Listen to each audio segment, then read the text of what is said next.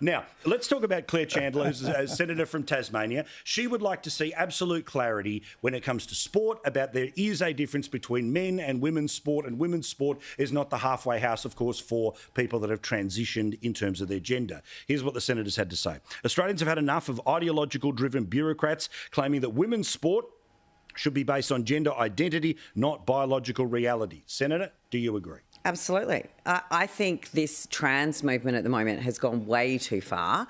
Apparently now, if you are not fully endorsing of the entire trans women movement, I am now what they call a TERF, a trans, I don't know, but apparently it's not a compliment. It's not a compliment.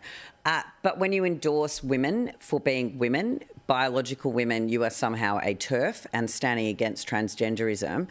I think in sport it is absolutely inappropriate. Men are naturally built stronger than women. And to then have men come in who identify as women into professional women's sport, New Zealand, we know, is the, bastion of all things woke, have just put in a transgender athlete as their Woman of the Year. Yeah. I mean, it's obscene when they've got this amazing All Blacks woman rugby player who's brilliant. She was totally overlooked. They actually have an Olympian whose name I can't remember either, who won more medals than New Zealand's ever won, totally overlooked because New Zealand cannot help themselves but embrace the woke of transgenderism. It's about women being recognised for women, and the transgender movement is actually trying to cancel out biological women. So Claire is 100% right. Richo, what do you think? I like real women.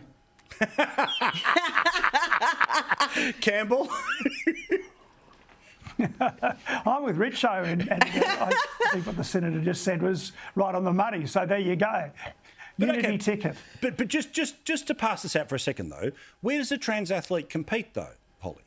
I mean, it's not a form of disability, so it's into that world of specialised. No, I know, sport. but we're talking about sit? Professional women's sport, and we're talking about women who are biological women, who are born as women, who have certain attributes and have trained and participated in sport. So they should be identified as trans athletes, not as female. Absolutely. But they're not female athletes. And, a lot of these people that are participating in these sports are not what we would call post-operative. They're pre-operative athletes. So they are still participating as fundamentally men but identifying as women. They are not post-operative. They've not gone through all the hormonal change.